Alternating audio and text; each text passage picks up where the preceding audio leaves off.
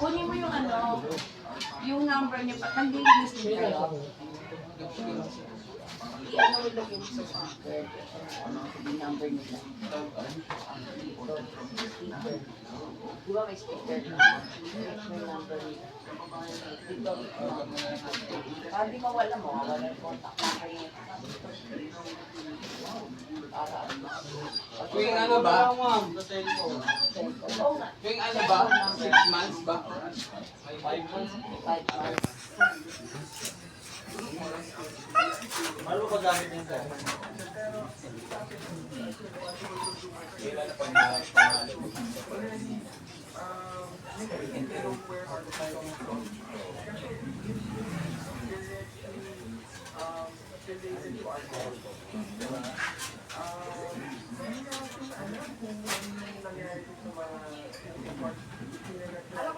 Boy! Oh! Ano binalutan mo ng boy? Boy!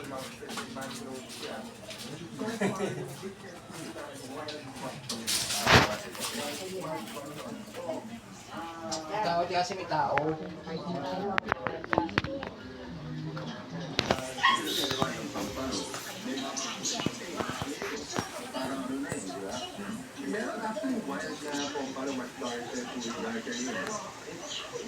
Mahirap na people buy cancer.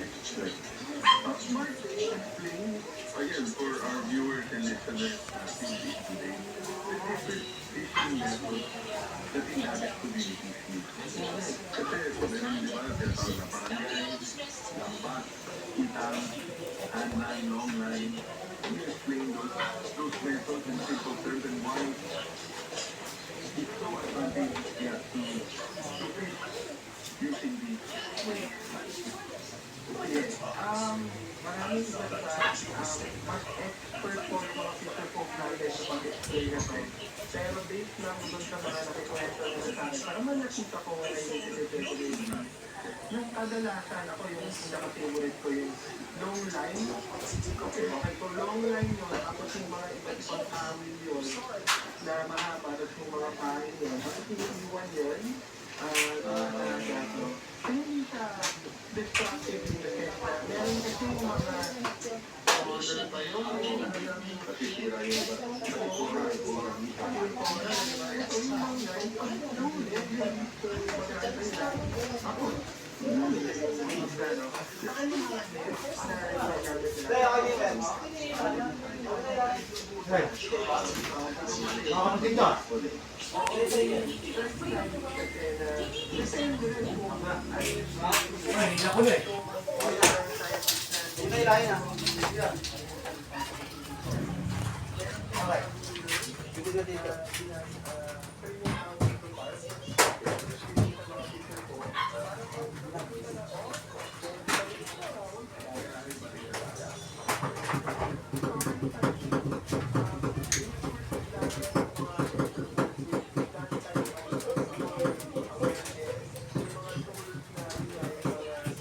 Boy, dito boy!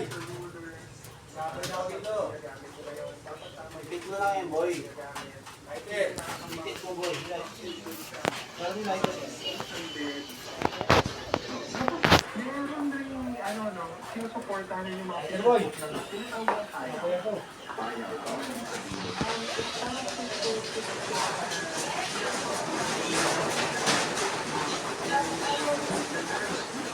Boy, dito boy!